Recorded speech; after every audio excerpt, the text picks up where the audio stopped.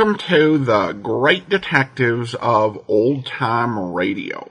From Boise, Idaho, this is your host, Adam Graham. If you have a comment, email it to me, box13@greatdetectives.net. Follow us on Twitter at Radio Detectives, and become one of our friends on Facebook, facebook.com/Radio Detectives. Our listener support campaign continues. Our focus is on our Patreon campaign. Just go to patreon.greatdetectives.net. And I talked on Sunday about how important our Patreon supporters are, for continued success of the program, and appreciate everyone who has stepped up. You can become one of our Patreon supporters for as little as $2 per month. You'll receive a monthly newsletter. You'll also get to vote on our summer series. And then there are just random things where I'll just ask Patreon supporters' opinions. One example is the Olivia de Havilland tribute series we're going to be doing starting on August 30th. And I planned a 6-part, I think I may end up doing 7-part series, featuring productions that Olivia de Havilland did over radio, but there were just so many of them that I actually reached out to my Patreon supporters and asked them to give their feedback on what they would like to be featured among several choices. And I got 2 suggestions, and those will determine 2 episodes of our Olivia de Havilland tribute. So it's just a great way to interact with the program, and again, you can join for as little as $2 per month. Just go over to patreon.greatdetectives.net. Well, now we're going to get into today's episode of Dick Tracy. Original air dates February 16th. And February 17th of 1938, and this is Agent is Murdered and Going After the Ring.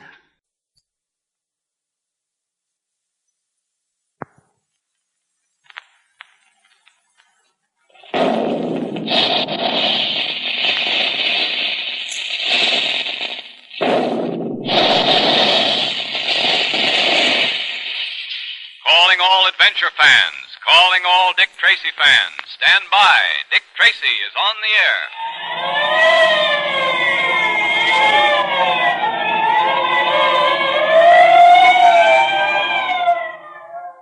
Now, the makers of Quaker Puffed Wheat and Quaker Puffed Rice, those 2 delicious, easy-to-digest cereals that are shot from guns, bring you another thrilling Dick Tracy adventure.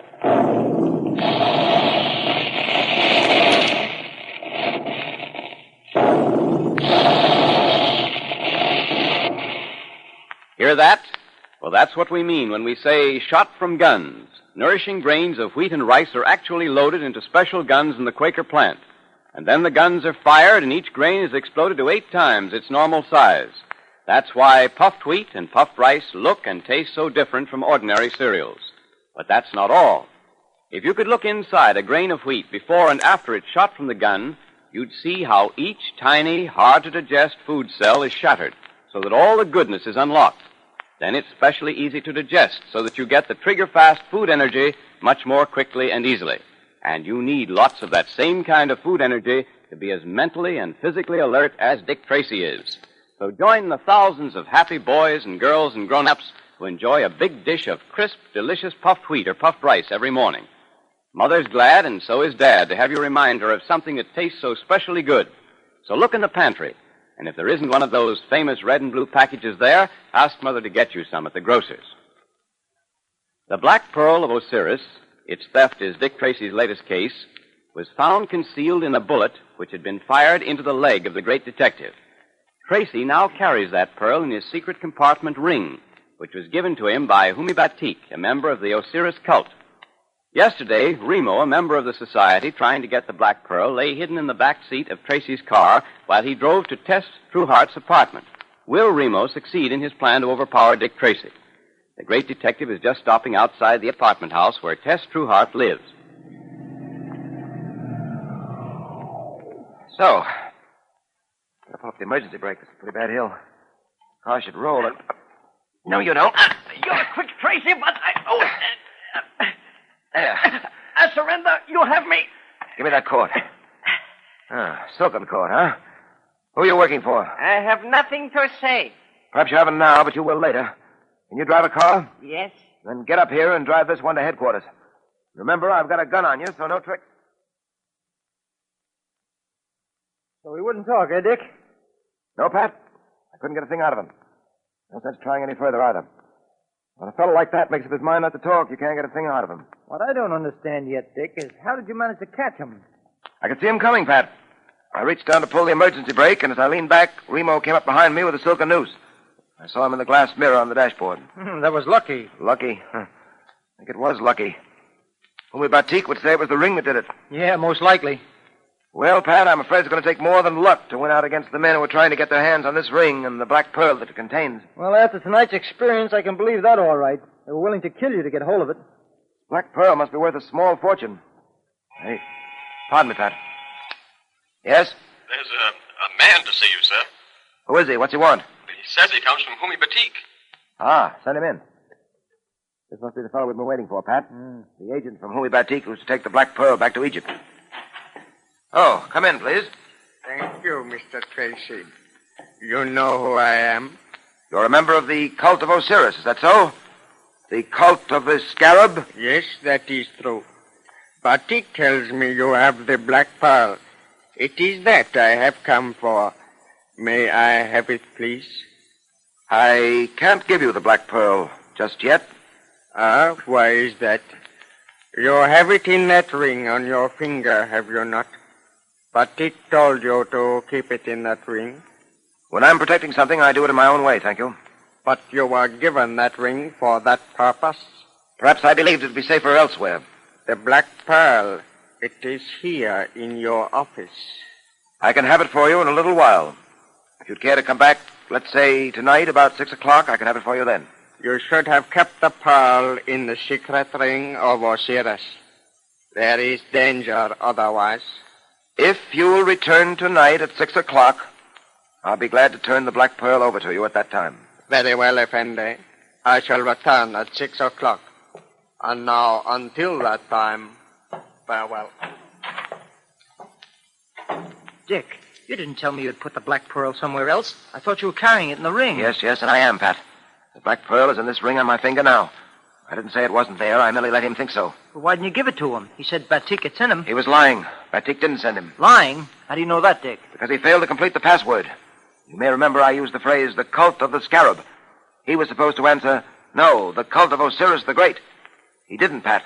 And so I knew he was a fraud. Then why'd you let him get away? Why'd you hold him? Oh, we're not letting him get away. We're following him right now. I just wanted to give him time to get out of the office. Come on, Pat.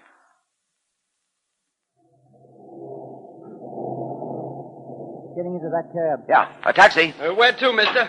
Follow that cab up ahead. Keep it a safe distance. I don't want them to know we're following. Hey, wait a minute. I don't want to get mixed up in no kind of trouble. I'm Dick Tracy. My badge. Dick Tracy? Holy smoke. Okay, sir, anything you say.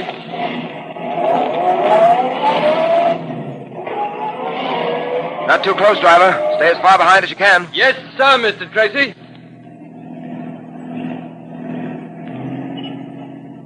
Traffic's pretty thick, Mr. Tracy. Well, don't lose that cab, whatever you do. Nope. She stopped up ahead for a red light.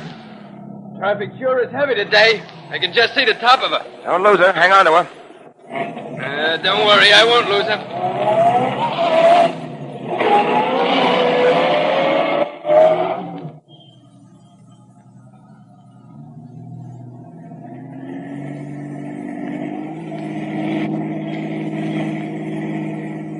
Hey, that cab's pulling up to the curb. Hey, that's funny, Dick. What is? Well, this is the ritziest section of town. Yes, I know. Stop here, driver. Okay. Look, Dick. The driver of that other cab is getting out and opening the door of the cab. He looks excited. Yes, there's something wrong. Come on, Pat. Come on. Hey, wake up, will you, mister? Wake up. Hey, come on, guy. Hey, What's wake wrong? up. What's wrong, driver? Gee, I don't know. This guy's out like a light. It's the guy who was in our office, Dick. Yes, I know. Let me have a look at him, driver. Okay. Yep. He's dead, Pat. He's been shot. Dead? Are you sure, Dick? You mean to say the guy is dead? Gee, he was talking to me only a minute ago. What do you make of it, Dick? Merely confirms my belief, Pat, that we're not dealing with any ordinary gang. Someone very shrewd must be at the head of them. Shrewd enough to anticipate all eventualities. You mean he knew we might follow this guy? Apparently. He wasn't taking any chances. He realized the trick might not come off, and so he had this fellow watched. Those who were watching him realized we were following and managed to kill this man. Probably with an air rifle in that traffic jam we passed through not long ago. Hey, listen, buddy, I ain't gonna get in no trouble, am I? Nothing to worry about, driver. You say this is the address he gave you? Yeah, this is the address all right there. Well, in that case, we're all right, Dick. This must be the headquarters of the gang. I doubt it, Pat. I doubt it very much. He probably gave the wrong address. We'll have a try at it anyway. I'll have every house in this block investigated by the special squad. But I doubt if anything will come of it. I doubt it very much. Ah, Mr. Tracy, welcome. Welcome to my very poor abode. Hello, Batik. Well, you won't be in this very poor abode long. The Board of Inquiry is working overtime on your case. You have been very kind, Mr. Tracy.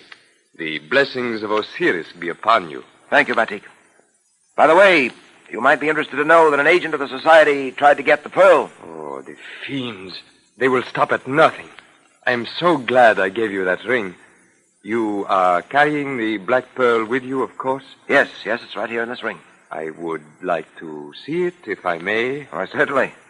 I'll take the top of the ring off and... There. Osiris be praised. How wonderful to have the black pearl in our possession once again. Oh, Mr. Tracy, how can I thank you? How can I put into words my gratitude? Don't bother, Batik.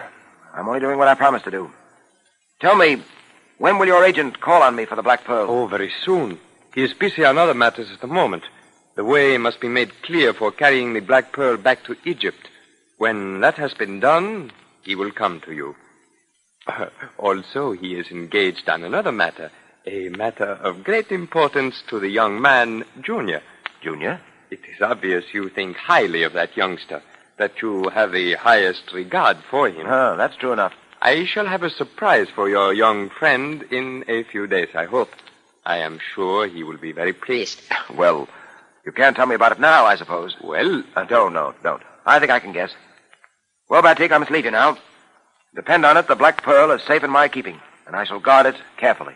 Farewell, my friend, and many thanks to you for all your kindness.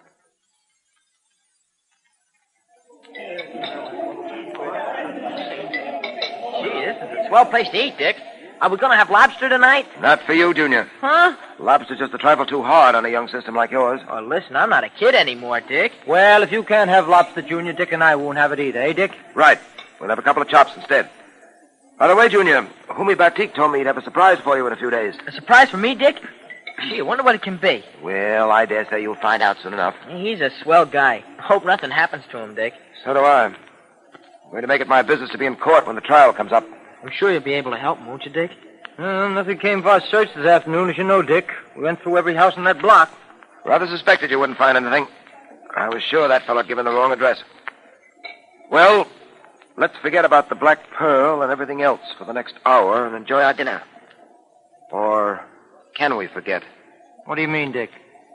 I mean, we're being watched, Pat. Huh? 4 different tables around us. Certain shady-looking gentry have not taken their eyes off us.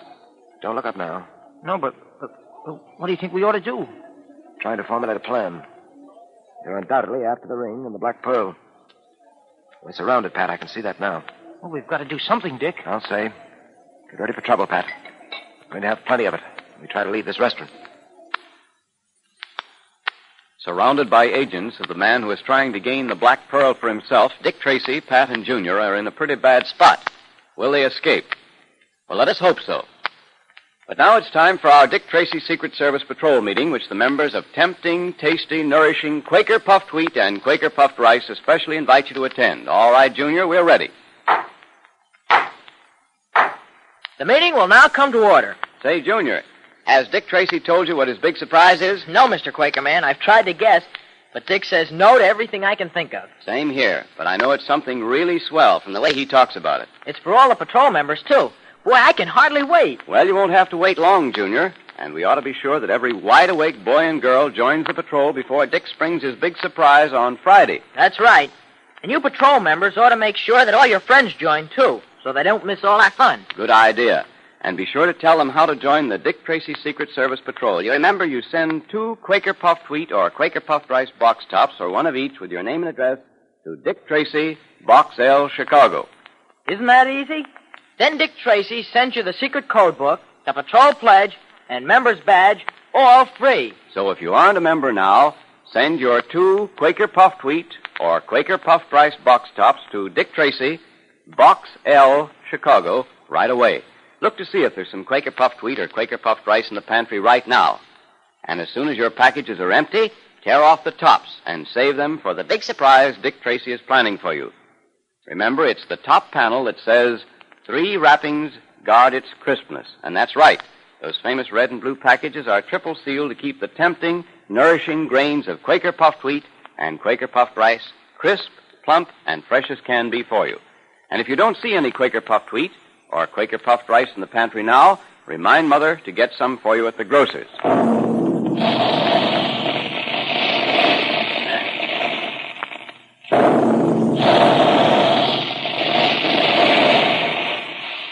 Tell Mother how Quaker Puffed Wheat and Quaker Puffed Rice are shot from guns to make them especially easy to digest as well as especially good to eat. She's glad to have you tell her, and you'll be able to start saving your box tops for Dick Tracy's big surprise.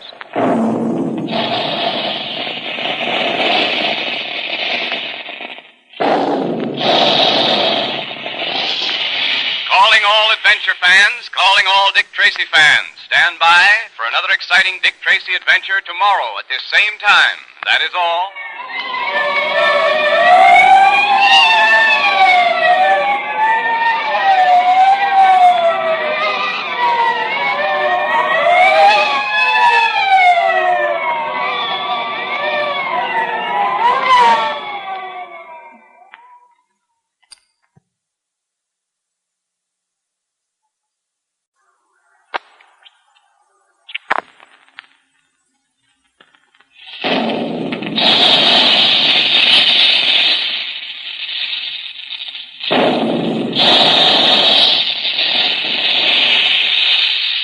Calling all adventure fans, calling all Dick Tracy fans. Stand by. Dick Tracy is on the air.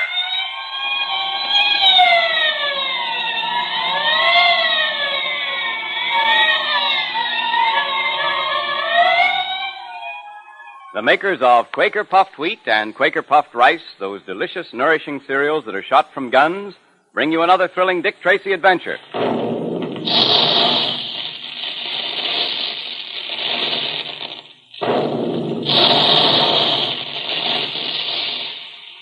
That's the way the big guns in the Quaker plant sound when they're making puffed wheat and puffed rice. Remember that the next time you sit down to a big dish of crisp, crunchy puffed wheat or puffed rice for breakfast. That special, careful Quaker process, plus the fact that puffed wheat and puffed rice are triple sealed in moisture-proof packages, keeps Quaker Puffed Wheat and Quaker Puffed Rice firm, crisp, and plump for you. And that's why they taste so much better than ordinary cereals. Puffed wheat and puffed rice are especially easy to digest, too. Each grain of sun-ripened wheat or rice is actually exploded to 8 times its normal size when it's shot from the guns. Each tiny food cell is unlocked so that you get all the trigger-fast food energy quickly and easily. It's the kind of energy that helps make you strong, healthy, and alert like Dick Tracy. So join the thousands of happy puffed wheat and puffed rice fans, and if there isn't one of those famous red and blue packages in the pantry now, be sure to remind Mother to ask the grocer for some Quaker Puffed Wheat or Quaker Puffed Rice. And remember, there'll be a secret code message today, so have your pencil and paper ready. The Black Pearl of Osiris, belonging to an Egyptian society dedicated to the worship of the ancient god Osiris, is desired by a band of thieves and murderers. Dick Tracy has concealed the pearl in the secret compartment of a mysterious ring given to him by Batik of the cult of Osiris, who told Dick it would bring him good luck. In our last episode, we heard how Dick, Pat, and Junior, while dining in a restaurant, suddenly realized they were surrounded by henchmen of the murderous band. I've noticed, Pat, that we're being watched. 4 different tables around us. Certain shady-looking gentry have not taken their eyes off us. Don't look up now. No, I won't. What do you think we ought to do? Well, I'm trying to formulate a plan. We're undoubtedly after the ring and the Black Pearl. Yes, we're surrounded, Pat. I can see that now. We've got to do something, Dick. I'll say. Get ready for trouble. We're going to have plenty of them when we try to leave this restaurant. Go on with your dinner, both of you. Pay no attention. Pretend you haven't noticed a thing. What? This dinner's got to end sometime, Dick. Yes, I know, Junior. By that time, let's hope we'll dig up an idea that'll get us out of here safely.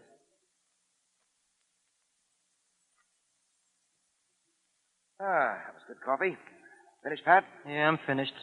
I'll tell you one thing, though. I certainly didn't enjoy my dinner the way you evidently did. I didn't get much fun out of this food either.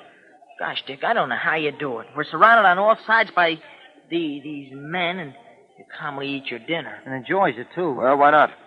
Nothing could have happened until we were finished and ready to go. Look, Dick, 5 or 6 of those guys are going outside. Yeah, they see we're through with dinner and that we'll be going out any moment. Well, shall we go? Into the hands of that welcoming committee out there? Could we have some more coffee? I really feel like having another cup. Pat, it'll keep you awake tonight. Unless I'm mistaken, you'll have plenty to perk you up in a few minutes. Gee, Dick, aren't you worried at all? Well, I'm trying not to be. If you try hard enough, you know. Here, I'll take the checks. Come along. Cashier's down this way. $2.25 out of 5. Here's your change, sir. Thank you. Hey, look.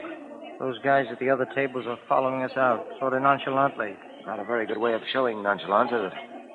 Just have your gun ready. Junior, I've taught you how to stay out of harm's way if anything happens. See that you do it. No, not me. I'm going to stick to you, Dick. You'll do as I say. All right, now. There's the door to the street. Let's get going.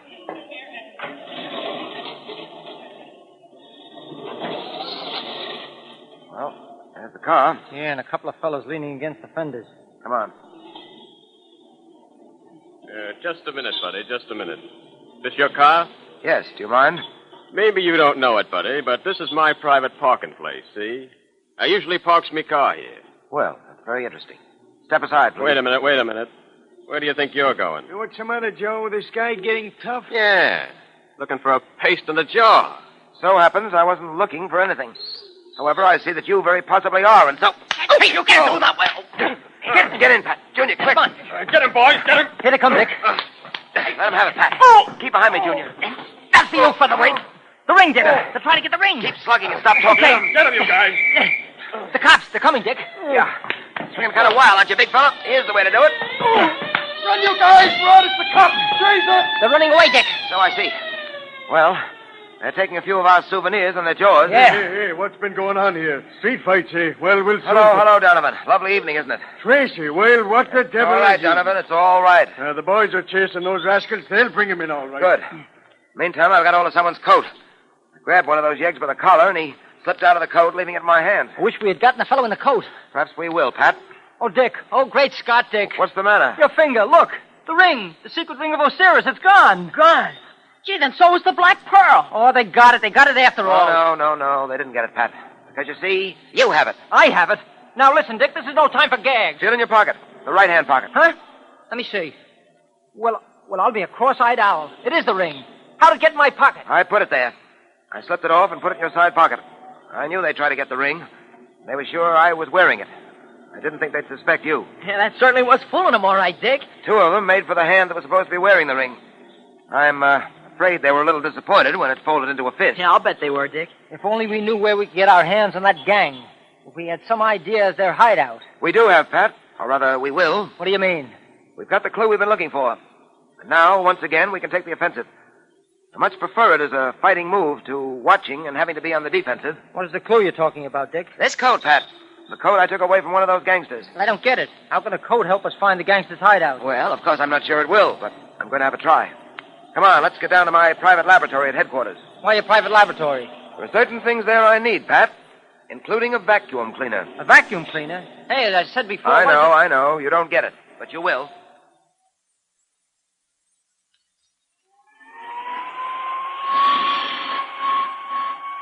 Say, Dick, what's the point of going over that coat with a hand vacuum? Yeah, come on, let us in on it, will you, Dick? Why all the little piles of dirt you put on the table? Why don't you put them all in one big pile? Well, you see, Pat, each one of those piles of dirt is labeled. Now, this pile here came from the right-hand pocket of the coat. Yeah? This one came from the left-hand pocket. This pile here is the dust I took out of the back of the coat. And when I empty this dust bag, this little pile will be the dust from the sleeves. All of which adds up to what? Well, Pat, you know that there's more to being a detective than hand-to-hand encounters with criminals. There are times when the fight against crime is carried on not by guns and forces, but science and skill. Some of the most brilliant wars against crime are fought and won in scientific laboratories. Now, I said that this code would lead us to the gang's hideout, and it's going to do just that. Yeah, now, let's see. Hand me that microscope, will you, Junior? Sure I will. Here you are, Dick. Thanks. Now we'll examine each of these little piles separately. Yeah. Have a look, Patrick. Okay. Well, what do you see? Well, you got me. All I see are some particles of black stuff that look like hair, and some gray dust that gleams a little bit, and some more gray stuff that seems sort of dull, and some colored particles of, well, it might be cloth. Is that all, Pat? Yeah, I think so. What else is there to see? Yeah, let me have a look, Pat. Well, Pat, you'll have to learn to identify things like that at first glance. Took me several years of study, but it was worth it. Tracing the origin of these little particles, being able to build up the story they have to tell is indispensable to a detective. Now, let me demonstrate. Go ahead, I'm waiting. Those black particles that look like hair, Pat, they're really horsehair. I'll test them later, but I'm sure of it without testing them. All right, horsehair. So what? Those gray particles that gleam in the light, they're particles of emery dust. From machines, Pat. Machines. Horsehair and emery dust. Go on. Now, these gray particles that don't gleam are particles of felt. Gray felt. Gray felt. I'm still listening. And those other little pieces of dust, the colored pieces, are particles of vari-colored cloth. You see, Pat, your clothes pick up and retain the dust that is in the air about you. Examine the clothes of a man who works, let's say, for a coal company. And his clothes will contain coal dust. A man who works in a coffee factory will have particles of coffee beans in his pockets and in the dust of his coat, and so on. Okay, but where does all this get us? Well, Pat, don't you see? We've taken from this coat particles of horsehair, emery dust, felt, and colored cloth. Now all we've got to do is to decide what industry uses these articles. In other words, what's made out of them. Put them all together and they spell zero for me. Well, as I figured out, Pat, the one product in which these particles will be found exclusively, including the horsehair, will be mattresses. Mattresses, eh? Oh, say, that's right. I should have thought of that. Now what? Where do we go from here? Well, don't you get it, Pat? All this means is that the gang we're after probably has its hideout in or near a mattress factory. Well, I'll be darned. Say, Dick, that's amazing. And the lucky thing it was that you got that coat. Well, don't let's get too excited about this. We may not be right. But we've got to find out how many mattress factories there are in this town. And we've got to check every one of them.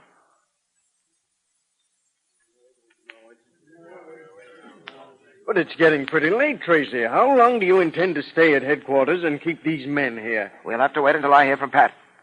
We discovered that there are only 3 mattress factories in town. There are 3 squads out now. Pat's in charge of the squad on Clay Street, and he's going to report back to me the moment he gets what we're looking for. And what are you looking for? Proof that one of those factories is being used as a hideout by the gang we're after. Factories are being watched very closely. They're supposed to be shut at this time of night. If the boys see anyone prowling near one of them, entering the building, they'll know that that's the one we want. Will Pat telephone? Yes. I told him to use the code. We're taking no chances on a slip-up. Swell idea. Well, Tracy, I hope you're right about this mattress factory business. I know you're a bug on scientific detection and all that, and you've always been right in the past. We'll just have to wait and see. Yes? Patton speaking. Go ahead, Pat. Buffalo, 14, 1, 11, 18, 21, 4, and hurry. Right. Let's see that code book. Buffalo, 14, 1, 11, 18, 20. Wait a minute, that's the end of that word. Buffalo, 14, 1, 11, 18. 21, 4. Just what I've been waiting for. All right, men, let's get going. Is Dick Tracy on the right trail at last? Will he bring the thieves to justice? And what was the code message that Pat sent over the phone? Well, you'll know in a minute, because it's time for our Dick Tracy Secret Service Patrol meeting, brought to you by the makers of Quaker Puffed Wheat and Quaker Puffed Rice. Those 2 specially delicious, specially nourishing cereals that are shot from guns. Okay, Junior. The meeting will now come to order. So get your pencil and paper ready, patrol member, because Junior is going to repeat the secret code message that Pat sent Dick Tracy today. Are you all ready? Here's the message. It's Buffalo, 14, 1, 11, 18, 21, 4. Better repeat it, Junior, so all the patrol members are sure to get it. Okay, Mr. Quakerman. Are you ready, members? It's Buffalo, 14, 1, 11, 18, 21, 4. Now, when you decode that secret message, you'll know where Dick Tracy is headed on the trail of the High Mogul. And here's some extra good news, patrol members.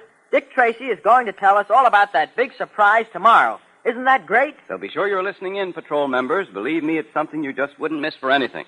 Do you know what it is, Mr. Quaker Man? Yes, Junior, but I promised Dick I wouldn't tell a soul. Come on, you can tell me. No, Junior, you'll have to wait till tomorrow, too. All I can say is start saving Quaker puffed wheat and Quaker puffed rice box tops right now, because you'll certainly wish you had when Dick Tracy tells you what that big surprise is. Boy, I can hardly wait. And here's another thing, boys and girls. Every box top you save also means a lot of delicious, quick energy breakfasts for you and Mother and Dad. So have Quaker puffed wheat one day and Quaker puffed rice the next, the way thousands of boys and girls and grown-ups do. And that gives you a grand taste variety because there are two different delicious flavors of the famous cereals that are shot from guns.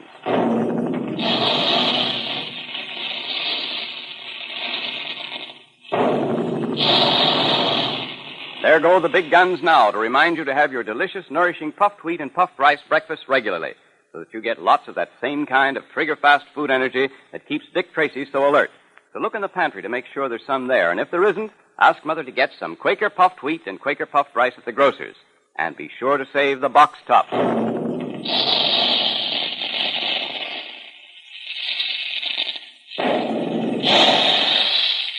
all adventure fans, calling all Dick Tracy fans. Stand by for another exciting Dick Tracy adventure tomorrow at this same time. That is all.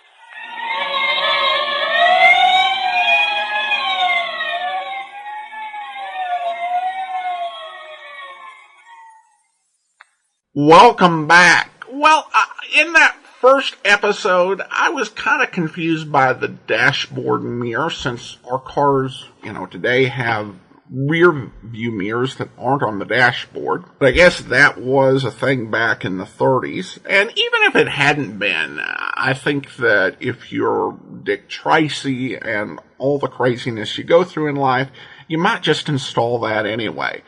I also really like the fact that Dick Tracy won't let the fact that he is surrounded by enemy agents who want to kill him and take the ring away deter him from enjoying a good meal. I mean, that just says volumes. I do like that we get a little bit of science of detection in this episode. And that's something I've only read the first volume of Dick Tracy comic strips by Chester Gould, but he did try to have a bit of that element in there. There's a lot of fisticuffs and, fights and exciting moments, but I think he recognized that people, would like, just a little bit of realism and something kind of like what the police actually do. And that was one of my, minor criticisms of the Dick Tracy movie. If you, watch the public domain video theater episode with Morgan Conway as Tracy, in that film, they find the purse of a murdered woman, and in the movie, Tracy just takes the contents of the purse and pours them out on his desk. Don't bother with a lab, just pour them out on the desk. Now, of course, Dick Tracy, as a movie, was a pretty low-budget film, probably made either as the war was ending or even while it was still going on. And so it's like, we don't have the budget for the lab. This is an hour film. Let's just pour it out on the desk and get on with what we're doing. But I imagine in the comic strip that, or even on the radio program, Tracy would probably have checked this in the lab. Now, of course, it's kind of interesting how many hats Tracy wears. I wonder if they're all yellow. But as he's detective, and he's also his own lab guy. And the idea of him having a private lab at police headquarters, that sounds a bit odd. I need to go into the crime lab, but it's being cleaned. Can I go over there? No, that's Dick Tracy's private lab. I can't go in there at all. Though perhaps people in real life police forces might be able to provide additional guidance whether that is actually a thing in terms of private labs. Of course, it doesn't really make sense at the end for Pat to call in with code, particularly over the phone. It's not like over radio where somebody could be listening in. There's no reason to believe that this gang has tapped any wires. It doesn't make sense in universe, but it does really have a nice effect of engaging the audience. And that's one thing I will say for a lot of the radio promotions that went on, because it has the effect of getting people actually involved in the episode in a physical way. Even if that physical way is going out and bugging your parents to buy cereal so you can get the box tops. Or ordering a decoder kit so that as you're listening to the episode, you have got more insight as to what's happening than someone who just happens to randomly tune in. It's really an effective way of getting people engaged and keeping your audience interested, because they're invited to, in some ways, be part of the story and be able to get some secret knowledge out of it. So I think this is actually really effective, the way that so many programs did this back during the golden age of radio. All right, listener comments and feedback now. Pat emails, or I should say Facebook messages in, do you have a list of all the shows you play? Well, thanks for the question, Pat. Currently, of course, we're doing Box 13, Dick Tracy, The Man Called X, Mystery is My Hobby, Yours Truly, Johnny Dollar. And then on Saturdays, we're going to be rotating a lot of programs. We've got quite a few programs coming up where we've just got 3 or 4 episodes in circulation. So that'll be changing quickly over the next few weeks and months until we get into stuff like The Silent Men and Tales of the Texas Rangers. Now, we do have a list of all of the programs that are played on the podcast so far, and all those we're planning to play in the future over at biglist.greatdetectives.net. And last year during our listener support campaign, I laid out a plan for the next 5 years of programs. And mostly that plan has stayed the same. Most days we've just kind of seen a few minor tweaks. For example, an episode of Sam Spade came into circulation recently, which will delay us getting to the Adventures of the Falcon by 1 week in season 15. In addition, we had a couple things happen which pushed our Wednesday-Thursday schedule back 2 weeks, which won't actually change any of the seasons that we're planning on series premiering in. And then on Saturday, there were a few more episodes of Treasury Agent discovered. Only had 1 episode in circulation when I announced we were doing it, and now there are 4. And then we had the episode of Police Blotter that was just found. And so that means that Under Arrest, which was scheduled to start towards the end of this season, will actually start in season 12. But the rest of the schedule remains the same. Tuesday, we've had quite a bit change. Next season, we will be bringing you 19 weeks of programs that were previously uncirculated episodes of episodes we played before. In addition, we've added a couple of series to our list of programs. I discovered a series called The Adventures of Bill Lance, starring Gerald Moore.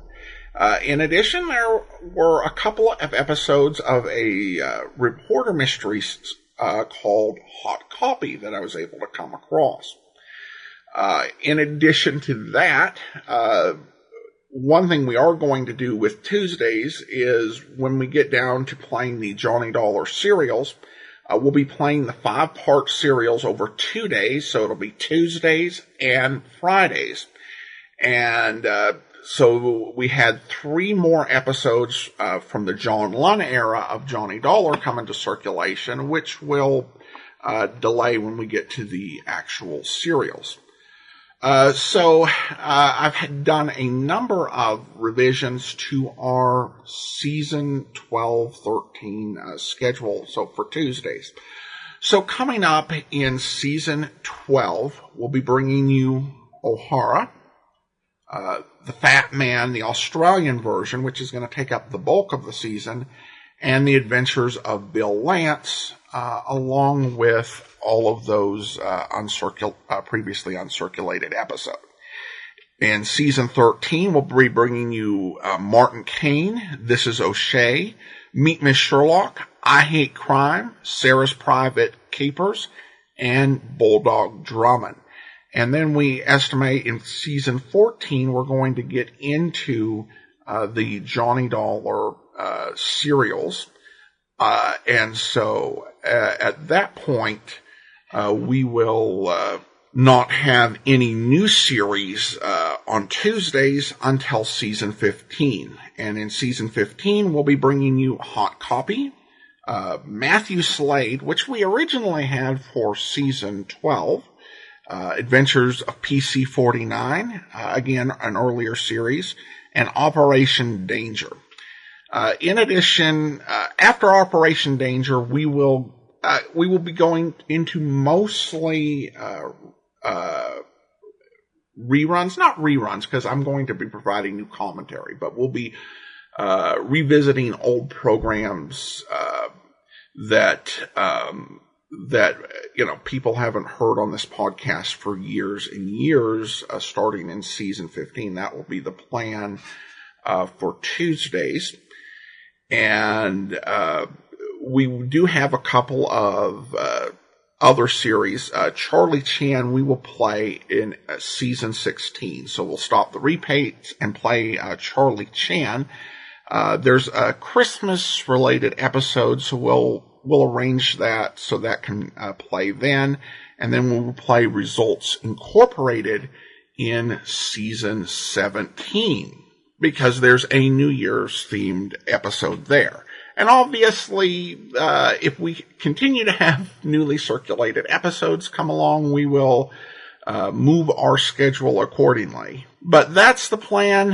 Have some new series coming in season 12. Not quite as many as we'd planned originally, but I'm so excited to bring you so many of these previously uncirculated episodes. Be 19 episodes from 3 different series, including one I've wanted to present for a long time. So thanks so much for the question, Pat, and for being a good lead into this announcement we needed to provide. All right. I do want to go ahead and encourage you, once again, you can become one of our Patreon supporters for as little as $2 per month. Just go to patreon.greatdetectives.net. Thank you to Ryan. Ryan has been one of our Patreon supporters since July 2017, currently supporting us at the Detective Sergeant level of $7.14 or more per month. Thank you so much for your support. And that will actually do it for today. Join us back here tomorrow for The Man Called X. And then on Saturday, a previously uncirculated episode of Police Blotter. Next Tuesday, another episode of Dick Tracy. And next Saturday, we'll be getting into Treasury Agent. In the meantime, send your comments to box13@greatdetectives.net. Follow us on Twitter at Radio Detectives and become one of our friends on Facebook, facebook.com/Radio Detectives. From Boise, Idaho, this is your host, Adam Graham, signing off.